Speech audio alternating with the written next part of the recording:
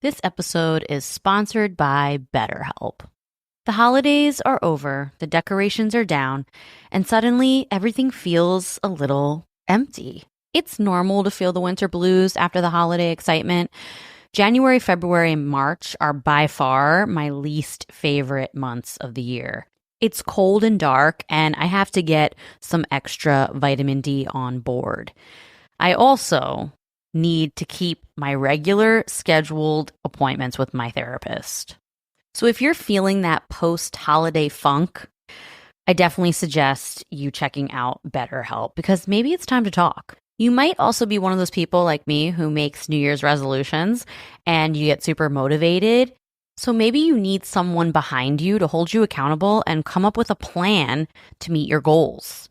BetterHelp is super convenient, totally online. You have a therapist right at your fingertips whenever you need them. So head over to betterhelp.com/wifeofcrime1 to get 10% off your first month. That's betterhelp.com/wifeofcrime1 for 10% off your first month. Russ, you always say, stay fit, stay alive. But sometimes it's not about being fit. It's about being smart. Today I'm going to tell you the story about the smartest 14-year-old girl that I've ever heard of. This is the case of the badass Elizabeth Shoaf.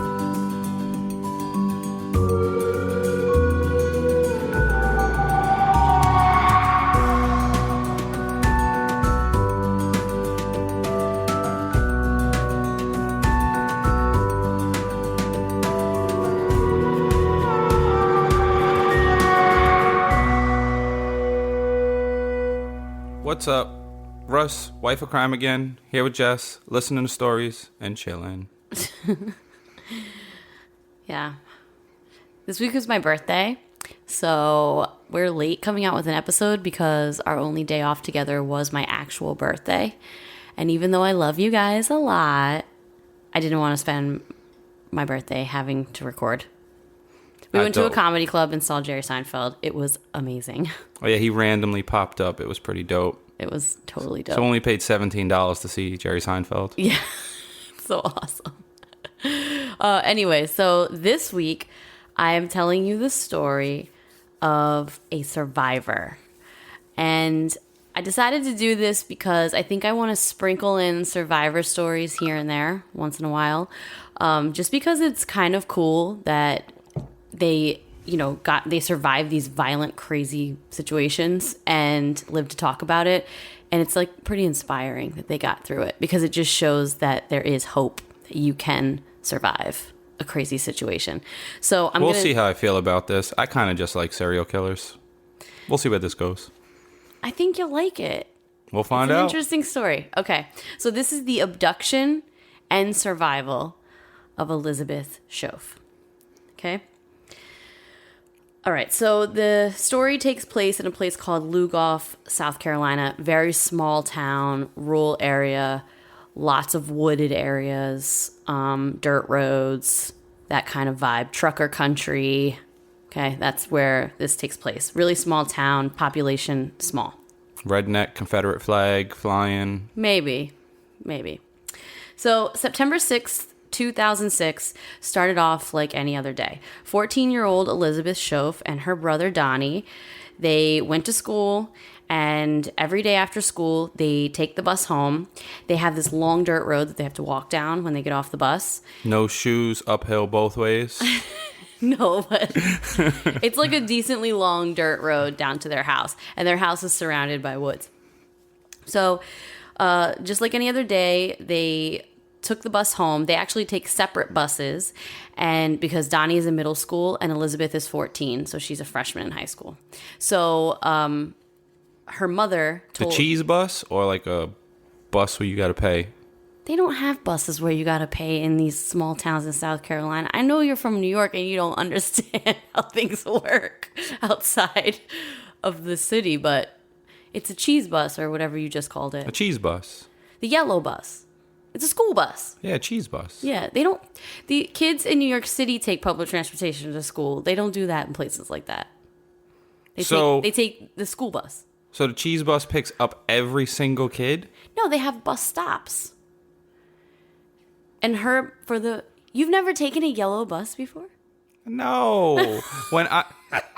In New York, you got to live really far from like school to be picked up, or if you ride the cheese bus, you're probably a little slow.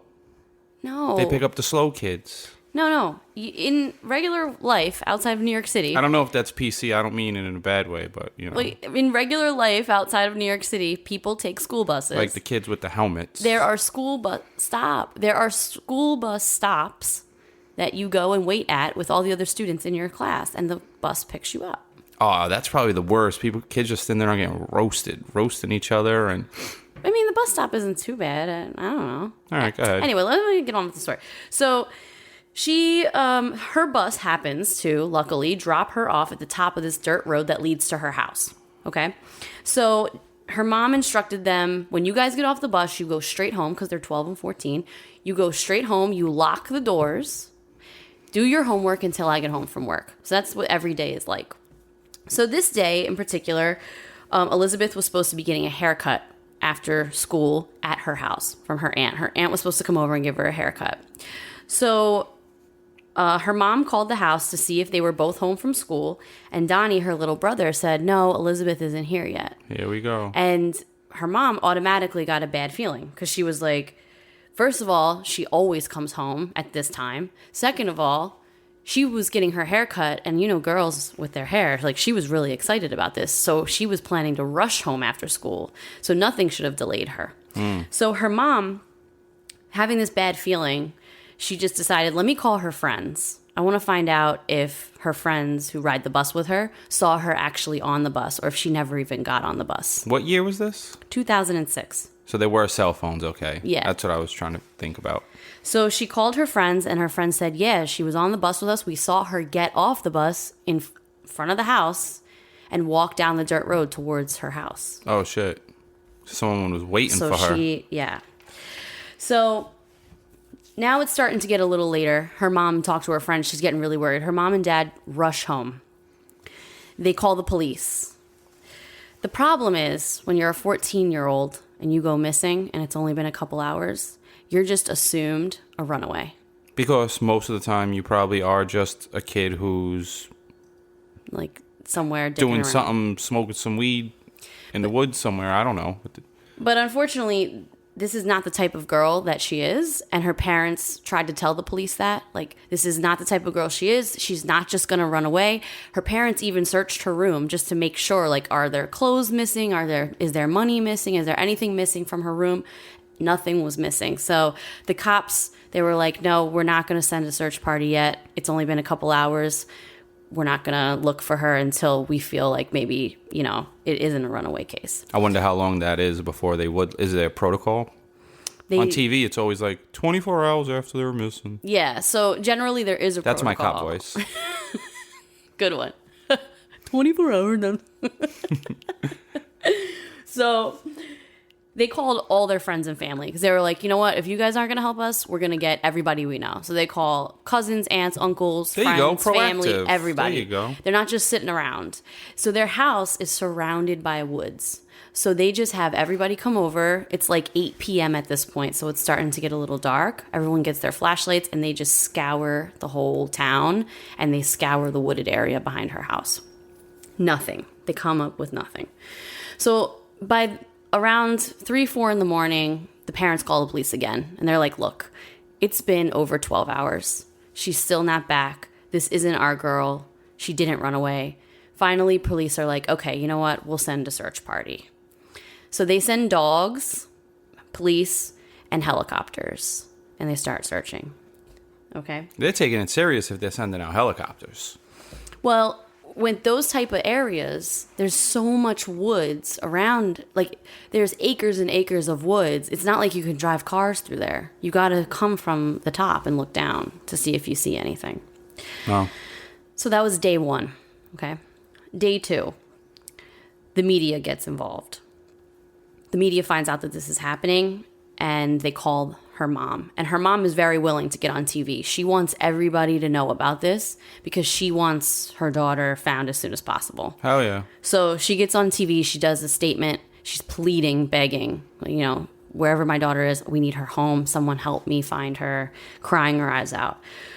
So, tons of people in the surrounding counties, they all come. Like, all these people just start coming because they see this woman on TV begging for help. That's cool. And, hundreds of people come. And they all just scour the town. They make flyers. Everybody's searching for this girl. So now we're in day 3. That was day 2. Day 3. Authorities now are getting really concerned because they're like, okay, a teenage runaway by day 3 usually makes contact with the family, either via a note or a text or a phone call.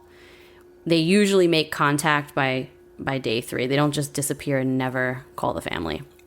So this is most likely an abduction. And now the authorities are getting freaked out. They're like, okay, we really need to get these tracking dogs out here. So they get more tracking dogs because there's a lot of wooded area to cover. They all start spreading further and further out, and they go deeper into the woods. Now, this is an interesting point, and I don't really agree with the sheriff on this one. So the family said, can we please issue an Amber Alert? Please. He said no. He wouldn't issue the Amber Alert. And it's because Amber Alerts have very specific, strict criteria. And this sheriff clearly is really by the books. But it can't hurt. It could only help find. There's no negative to doing it. I totally agree. And so that's what the family and the whole town said. They're like, issue an Amber Alert because it goes over the entire state. Yeah, I get those loud alerts on my phone. Yeah, so... They wake you up. I think even if your phone's on silent, they just start, ringing. So I looked up the whole Amber Alert, the criteria, but then I also looked up the history because I was curious, who thought of it and what happened. Should have looked up the sheriff. He gets this. I know this ain't my thing. I'm not trying to steal nothing, but he's donkey of the day over here. I looked him up because I actually got this whole story off of a YouTube video covering the case, and there's interviews with him, and he just pretty much his answer is there wasn't a car involved. One of the main criteria for an Amber Alert is that there has to be a vehicle involved so that you can identify. And since there wasn't a vehicle, he wasn't issuing the Amber Alert. I hate him. What does he think? That someone carried her and walked miles? Yeah. Get out of here. So I thought that was really stupid. So did the family. They still to this day say that they're pissed at him for that. And they should jump him. And shut up. I would jump him. I know you would. And then you'd end up in jail. And then the town is people in the town all are pissed about it too. So I wanted to look up Amber Alerts. This is a little sidebar because I was interested in what happened, who started it and where it came from. Amber Alerts are named after a girl named Amber Hagerman. I knew that. I didn't know that. She was a 9-year-old girl abducted while she was riding her bike in Arlington, Texas in 1996. And only one witness saw the car. It was a truck that a guy abducted her and put her in the back of this truck. And only one witness saw it. And it's still cold. They never found her murderer. They just found her body 5 days later in a creek. So her mother, after, a couple years went by and the grief slowed down, she was like, wait, we get flood alerts. We get weather alerts. Why don't we get abduction alerts? Why don't we get kids gone missing alerts? This can save lives if we had these alerts. I get a lot of dumb alerts. Because I get alerts for tennis scores on my phone. I don't even know why I get them. True. I get stupid alerts too. And I'm like, did I sign up for this? What is this? I don't know. I don't care who won the Masters at golf. Stop alerting me. True. That's for you, Apple. So her mom thought the same thing. She's like, there was only one person who saw the vehicle. We have a description of the vehicle. We know what it looks like. Why could we never find the killer? It looks like a truck. No, they had the they had everything. Oh, they had the license plate? Yes, they had the description. They had everything. Oh, so why didn't they could probably find the killer They didn't find him. It's cold still. It's still cold. They even have a description of the abductor. Anyway, we're going off on a tangent. But that's where Amber Alerts came from. So they don't have license plate lookup technology? I don't know, man. I didn't read this case. I just wanted to see where Amber All right, next time we're going to do a case on Amber Alerts. Jess is going to research. All right, I'll research Amber Hagerman's case. So anyway, day 4, he wouldn't issue the Amber Alert. He refused. So the family has this entire community out searching for this girl. They're literally coming up with 0 leads. They have nothing. So now we go into day 5 and day 6. The parents are now taking shifts. People are going home. They got to go back to work. You know, so some people are still helping, but it's not as intense as it was the first couple days. Respect to this community for coming together like that. That's dope. I know. That's what's nice about these like small towns is they do sometimes come together and really step up and help each other. Yeah, in the Bronx, if someone goes missing, they're like, "That's not me, Poppy. I live right here. That's not me." They mind their business. It's true. But that's, you know, like I love the fact that New Yorkers mind their business about a lot of things, but it's also not very good all the time, especially when there's a crime against a child. We shouldn't be minding our business. I just don't mind your business in New York if it's a kid. If it's a grown up, we'll just mind our business. We'll change the rules a little. True. I'll speak to the committee. The Bronx committee. Yeah. We have a lot of Bronx listeners, so you guys listen up. Help the kids. Help kids. So the parents are, this is day 5, day 6. The parents are taking shifts at this point. Dad's sleeping all day. Mom's searching, vice versa. Dad's searching all night. He's out. Wow. Yeah, they're just taking shifts. They have to find their girl. Nothing. Day 7, the community organizes a vigil for her, like a candlelight vigil, where they want to come together and honor her. Because at this point, a lot of people are assuming this. Don't do that. Don't give up yet. This girl's dead. Nah, it's too soon. Only a week. So they organized this candlelight vigil. And as mom, her name's Madeline. Her mom's name is Madeline. As Madeline was leaving the house, she grabbed her cell phone and she gets a text. And the text is from an unknown. That was our dog banging on the door. If you heard that. She wants out. We lock her up when we do the podcast. I wonder if they heard that. We'll see when we play it back. Yeah, go ahead. So if you hear random bangs, that's Lucy trying to get out of the room. Or sometimes the badass kids that live on top of us. Or sometimes them. I wish they would disappear from that apartment, but not like badly, but like out of there. So day 7, they organize this vigil, right? And mom's leaving. She gets a text from an unknown number. And this is what the text said. "Hey, Mom, it's Lizzie. I'm in a hole in the ground. Get the fuck out of here. Near Charm Hill. A road where the big trucks go. Get the police, though. He has a bomb." Okay? Yo. So mom called the police right away. She shows them, she gives them the cell phone. They trace the number. And they start sending cops out to this area, Charm Hill, Wow. where the big trucks This is go. like a movie. Yeah, it's like a movie. It gets crazy. This inspired movies. What? This inspired movies. Oh, it might definitely. have, yeah.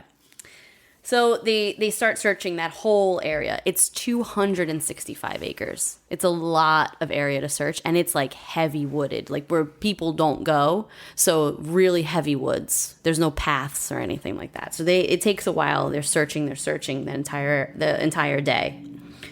It turned out to be a dead end.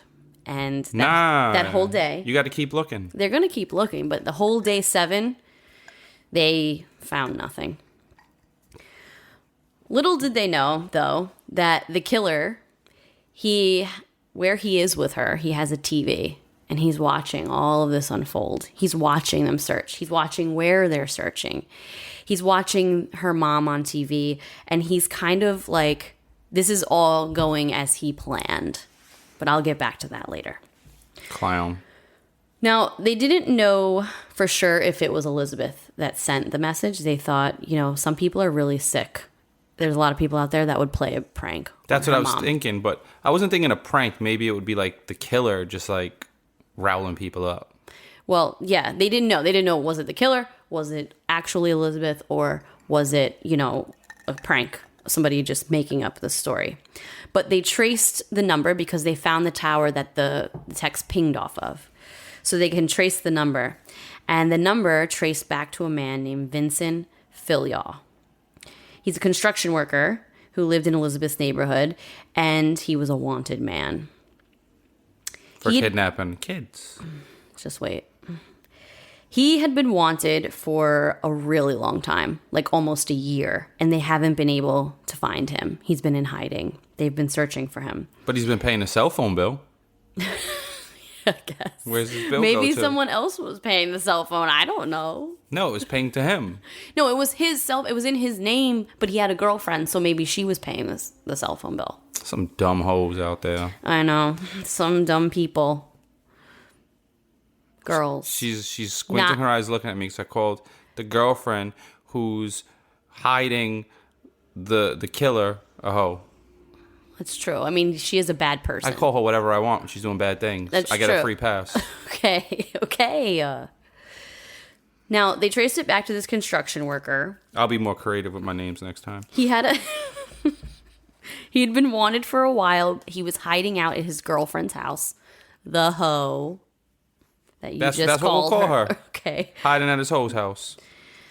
So on the property, they go to her property. On the property, they find drugs, obviously, tons of porn, and multiple underground bunkers. Okay. Doomsday prepper. So no, he's not a doomsday prepper. He made these bunkers to hide from police, and that's where he had been hiding for the last year, in these bunkers. They lived in a double wide trailer, obviously, and that's mean. I shouldn't have said that, because there's a lot of very fine people that live in trailers, and they're nice. I've been in one. I was like, this is. They nice. are actually really nice. I know some people who live in. She's feeling bad. She's gonna try to justify everything she just said. Let's go. Because I didn't mean to say it like that. I did feel bad. So this dude, he's basically the redneck El Chapo in his tunnels. Yes. He has a tunnel in the floor of his trailer that goes outside into another tunnel that goes into a bunker. That's sick. He made it all to hide from police. Now, what he is wanted for is the molestation of 11-year-old girl named Amber. Coincidentally, we just talked about Amber. Wait. It's not the same Amber. The other one was 9. Yeah, it's not the same Amber. But her name was also Amber. So Amber's, I have this in my notes written just like this. Amber's low-life piece of shit mom would give her Benadryl every single night so that Vincent could rape her. I hate hearing these things. I know, we don't like to talk about upset. crimes against children. We don't like to talk about that on this podcast, but sometimes they do come up. So this is what he's wanted for. Finally, after a year of being raped every night, 11-year-old Amber told her teacher. Oh my God. That this was happening. Vincent used to lock her in these bunkers and keep her like a slave, like chain her up. And then send her to school every day and like try to let her live a regular life. Yeah.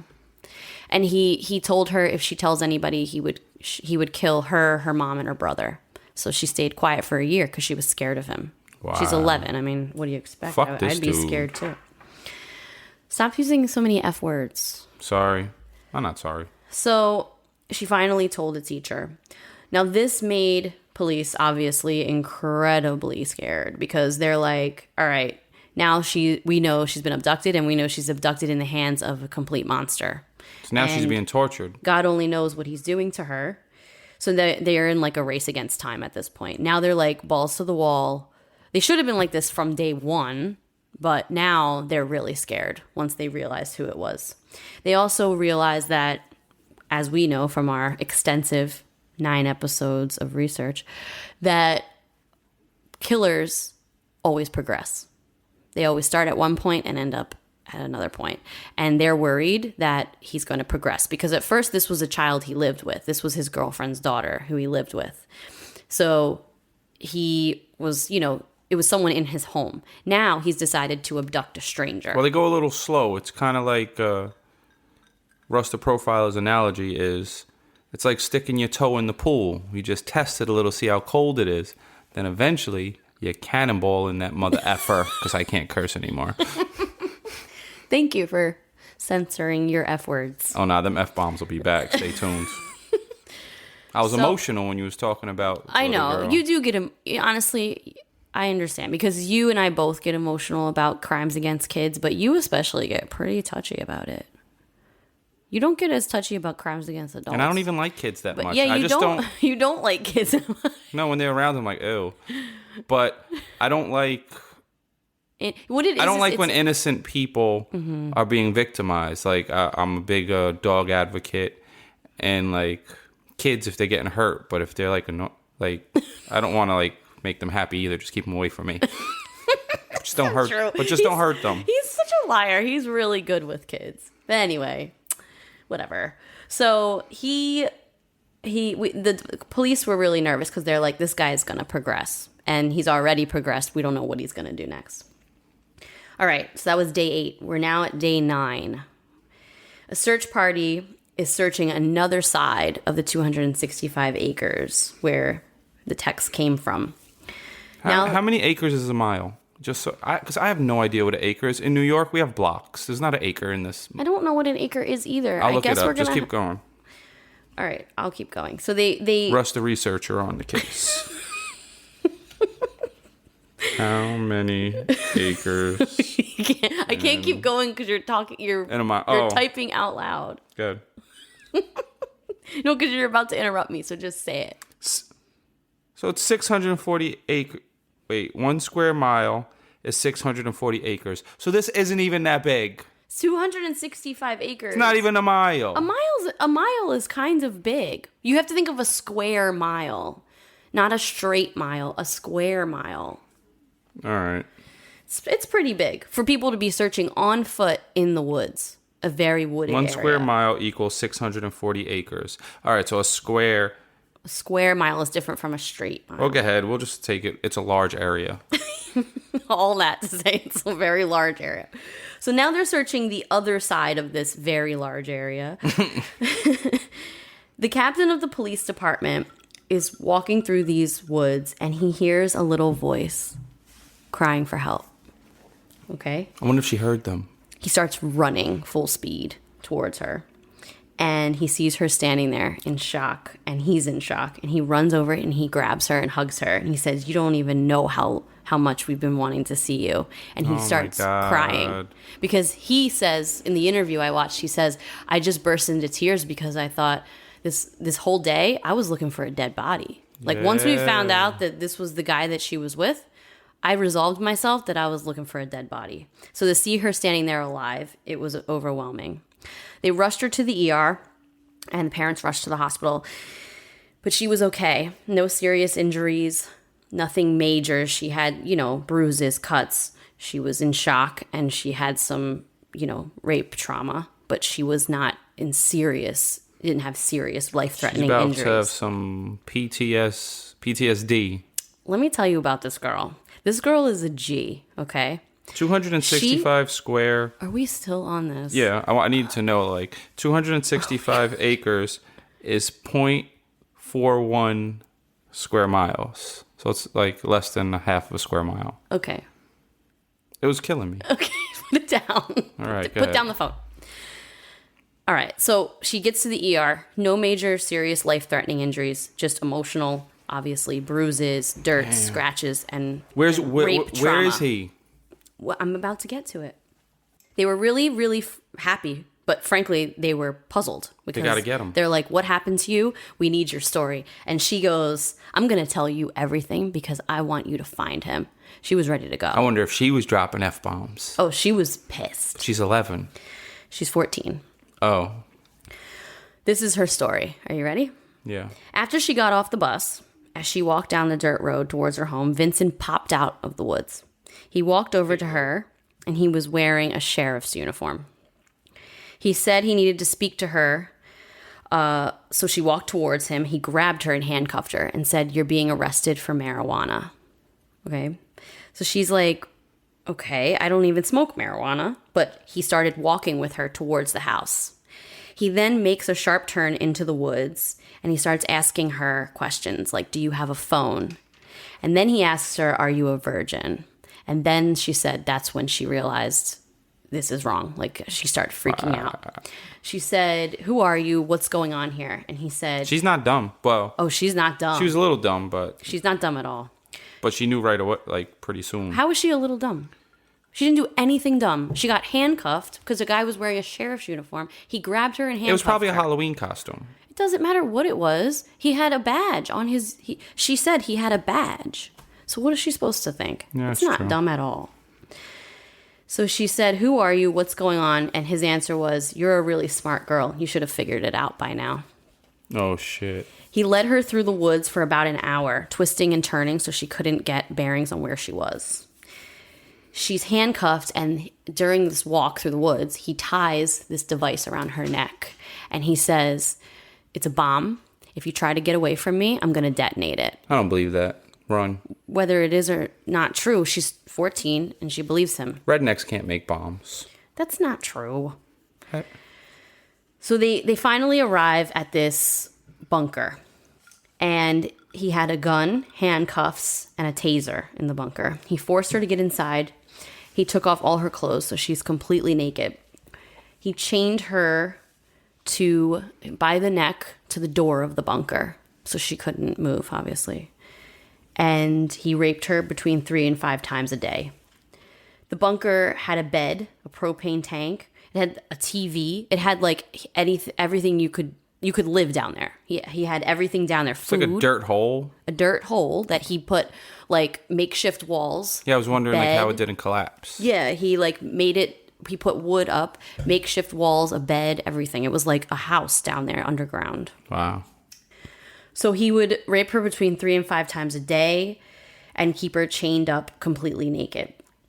He had a TV, and they would watch the coverage of her abduction, and he would taunt her and say, "Oh, look at your family. They're all looking for you. They're never going to find you. They're going to find you dead." Like, just completely taunt her. So she would hear the helicopters outside. She heard them, but she can't leave because she's chained to the door. So after like 3 days... I bet that gave her hope, though, to know that people are still looking, that they didn't give up. Yes, she did have hope, but after a few days of them not getting anywhere, she said that she just decided, no one's going to find me, so I have to save myself. How am I going to save myself? Don't give up. So Vinson kept telling her, "If you try to escape, I'm going to kill your brother." You know, the whole She wasn't having it. She didn't care. She got out. No. She didn't try to escape. She thought, oh, another thing I forgot to tell you. He told her that there are multiple bombs in the ground around the bunker. And if she were to try to leave, she would detonate. They were like booby traps, and she would set them off and she would die because she would explode. Who cares? So this all kept her... Better than being there, but he ain't got no bombs. This all kept her from just trying to escape. Plus, she's chained by the neck. Like, there's just no way for her to get out. Well, that's what's stopping you. I bet she didn't believe that bomb crap either. So she realized she had to try to outsmart him. This was her only hope. So she decided the only way to do it was to con him by pretending she was falling in love with him. So she started calling him pet names. She would say, "Baby," "Honey," "Thanks, baby." Oh my God. This is slightly awkward. She started calling him pet names. Then she told him after, a little while, a few hours or a day of that, she told him she was in love with him. She's falling in love with him. So in turn, he started being nicer to her. I mean, he still had her chained up and he still raped her, but he wasn't being verbally abusive like he was before. And he started calling her pet names.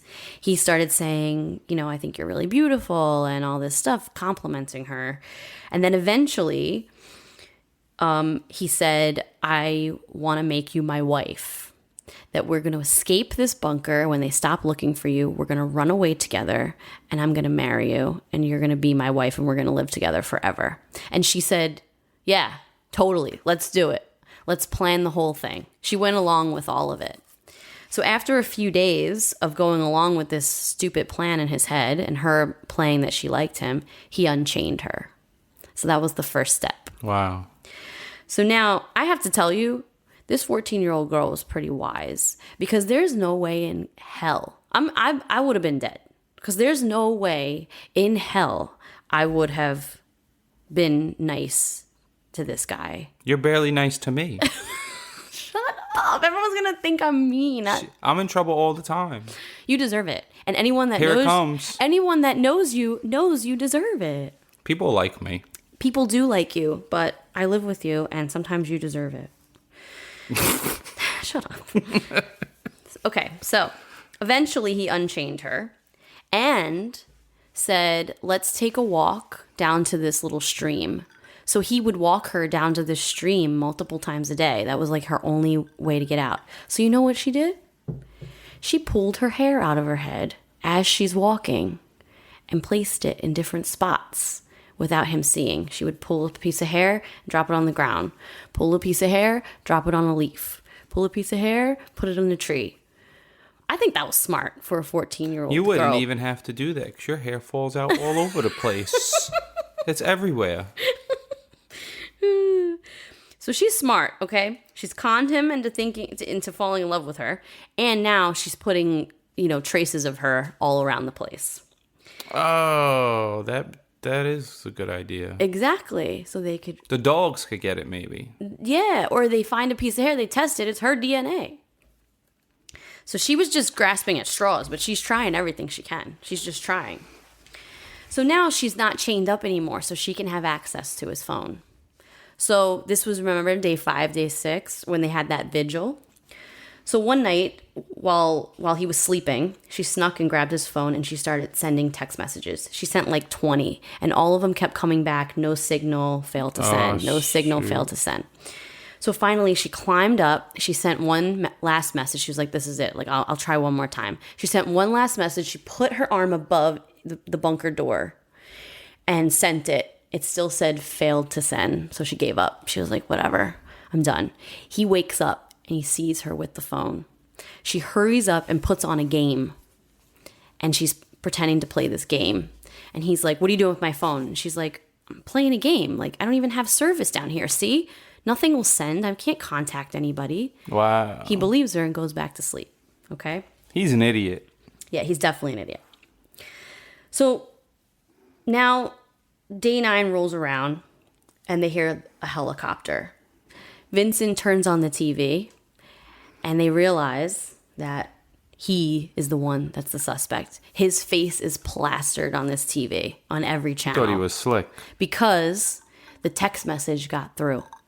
They traced the number and they got his name.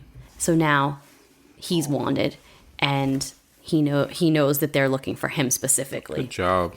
So he freaks out. He freaks out at her because she lied. But how does he... Are they saying they got a text? The sheriff... Oh my God, this retard. The sheriff put the text message on TV. Oh my God. So he gets... Where is this idiot? Is he cannot still be a sheriff. I don't know if he is. I think he is. I'm not sure. I'm going to find him on social media and roast him. I mean, not everybody's on social media, so I don't know. He's probably too stupid to be able to figure out how to log in. So he puts this text message on TV, the whole message. Like, he didn't just say we get a message. He put the message, the words, on TV. And the mom was really upset about it because she's like, that's stupid. Now, whoever she's with is going to be mad at her. Yeah. What if they, But they do have Vinson's face. The one good thing, because Elizabeth's so good at manipulating him, she says, it wasn't me. I'm not lying. Someone sent it, but it wasn't me that sent the text message. I didn't send that message. You can't even send messages. Then she started sending fake examples of messages, and it wasn't going through. So he believes her. Like, there's no signal down here. There's no way to get a message through. Now, he started panicking, and he started asking her, what should I do? He's asking her, what should I do? What should I do? Should I pack up and leave? Should I stay here with you until they stop looking for you and then we can run away together? Like, what should I do? And she realizes he has no power, that he is looking to her for answers. That's crazy. So she plays him, and she says, honestly, you should go. Run away because they're going to find us. Run away because if you go to jail, we'll never be together. So you have to run away, leave, and then we'll find a meeting spot. We'll meet there in a month and we'll run away together. So she cons him and devises this plan. He's stupid. I'm glad he was stupid, but yeah, I'm glad he was stupid He too. fell for anything. So she's telling him, I love you, you have to go. This whole romantic kisses, hugs, oh, I can't wait to see you again, blah, blah, blah. He leaves. So now she waits. She's the best actress out there. She waits 10 hours until it's the middle of the night because she wants to wait like into the next morning because she wants to make sure he doesn't come back. And that's when she climbs out. She hears the barking dogs, so she climbs out of the bunker and she starts walking toward the barking dogs and screaming help. Wow. And that's when the sheriff found her. Not the sheriff, the captain found her. So she wasn't comfortable going home because he obviously knows where she lives and he's still out there. So she said, I'm not going home from the ER. I'm going to my grandma's house because he doesn't know where that is, and I'd rather sleep there. Yeah, because you can't live on a road that's dirt. Hopefully grandma's road was paved. What does that have to do with anything? Because it's dangerous on dirt roads. You're so weird. She got kidnapped on a dirt road. She just knows he knows where she lives, so she doesn't want to go back there until he's caught, which I totally get. So there's this manhunt now for him, for Vincent. And Vincent just has really bad luck because he keeps coming across these women and girls who are strong as hell and don't want to put up with his bullshit. So Vincent's on the run, and he finds a girl that he attempts to carjack. But this woman was not having it.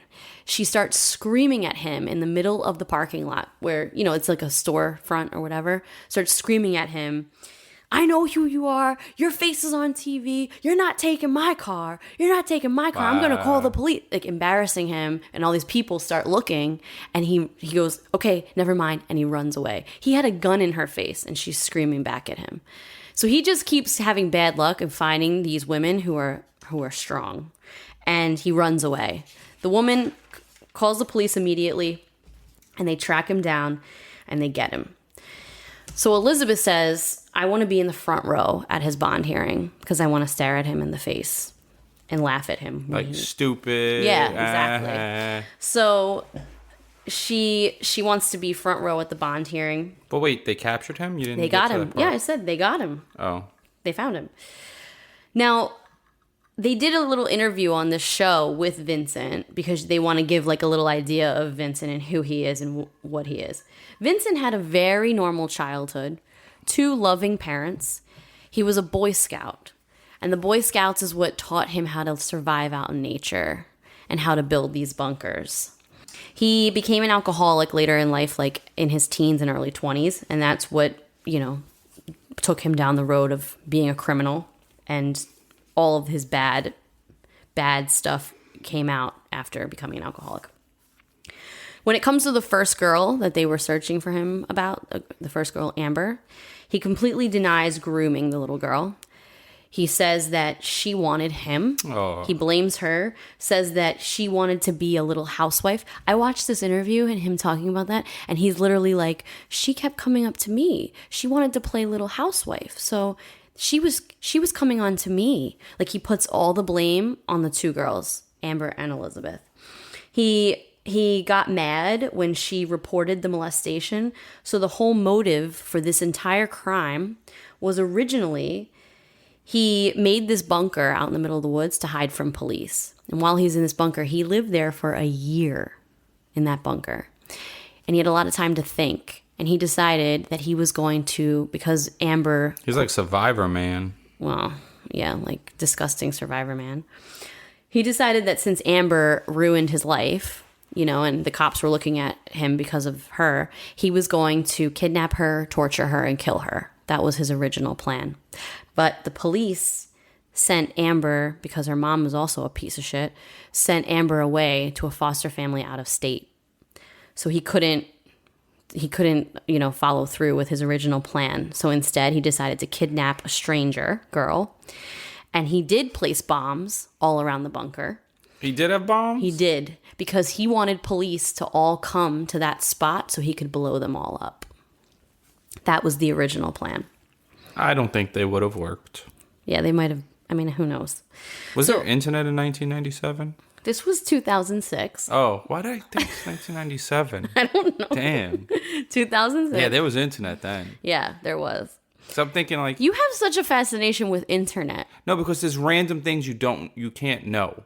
So like, if you don't know how to make a bomb and there's no internet, You're not going to know how. Well, you go to the library, you get a book out on bombs. There's no bomb-making book. There could be. The people made bombs. There are tons of people who made bombs before the internet. I've been to the library. No, you got to ask your friends when you're a kid. If you don't know something, you ask a few people, like, hey, do you know how to do this? And if they don't know how to do it, that's it. How do you think people from back in the day made bombs? Think they just had asked their friends, their bomb-making friends that they might have had? They bought them from the bomb store. Bum, bum, bum, bum, bum, bum. Like Wile E. Coyote. It says TNT. You get it from the TNT store. You're an idiot. All right, so listen to this. This shows even more that he's just the dumbest person that ever lived. So as he's sitting in jail, I want to roast him for months, waiting this sentencing. He's waiting for his sentencing. What's his name? Let me finish the story. It's literally almost done. All right. I will put the pictures on wifeofcrime.com, and you can look at them there. And I will also put picture on Wife of Crime Pod on Instagram, and you can look at that there. Look at the pictures there too. So while he's sitting in jail for months and months, he decides he wants to write a book. He wants to write a memoir. No way he knows how to even spell. Well, he did. He wrote a book. And this book was incredibly graphic. In the book, he claims both the girls wanted him, and he said it shouldn't be illegal to marry a girl that young, that he should be able to marry a girl any age, even if they're 10, 11, 12. In the book, he vividly describes all of the rapes, okay? Everything he ever did, he describes it all. Shout out to the dudes that are raping him in jail right now. Respect. So he describes all of the rapes. So now, this is before the guy goes to a sentencing. Dude's definitely putting it down on him. So listen, he does all of this, writes this memoir of all this graphic stuff before his sentencing hearing, right? So he goes to his sentencing hearing like an idiot. His lawyers have this one story where they're like, no, he didn't mean to cause any harm, like, whatever, defense attorney bullshit. So the DA stands up and goes, wait, I have a manuscript here for a memoir. And she reads the entire manuscript to the judge, all the graphic details. Then Amber gets up. She reads him a letter. Now she's 15 at this point. She reads him a letter about how he ruined her life. Then Elizabeth stands up, and she couldn't read it because she, I think, is just overwhelmed with the emotion of the whole trial. She couldn't read it, but her lawyer reads her statement to him. And after that, all the reading of the manuscript and the 2 letters, the judge indicts him with 17 counts, and he gets 421 years in jail without parole. Well, good. Now, hopefully, he's getting raped every day. Don't say that. Yes, no, I do hope he's getting raped every day. I know you do. Every day. Terribly. I know. He's a terrible person. And he's getting beat up. So me and Russ have this, Russ actually started it, the piece of shit levels. He's probably piece of shit level 5. I think 5 should be the max, Stage right? 5, piece of shit. Stage 5. Just cursed. I did. So that's the survivor story of Elizabeth Shoaf, that badass girl. How cool is she? That was so smart. I couldn't have done that. Yes. I mean, I might have. Who knows? You can't shut your mouth. When you're, you just would have ran your mouth the whole time. You'd have been dead before you even got to the bunker. Don't say that. I would not. Before I even got to the bunker, because I would have been yelling at him. He would have been like, "This one's too annoying. I'm getting another one." No, don't say that.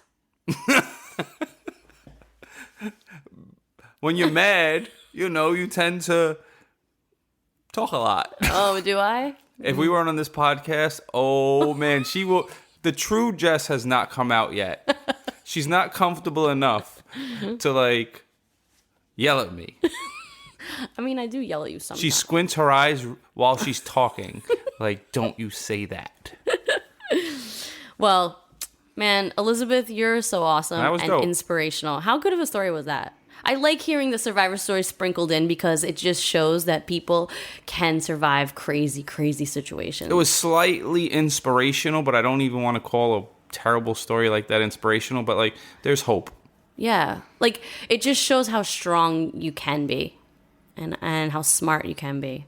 So she was smart. Stay alive, right, Russ? Yeah, and stay off of dirt roads. I mean, if you Dirt roads lead to terrible places like that, or it could go to that, or like Ed Gein's house. Ed Gein's house probably had a dirt road. No way his roads were paved.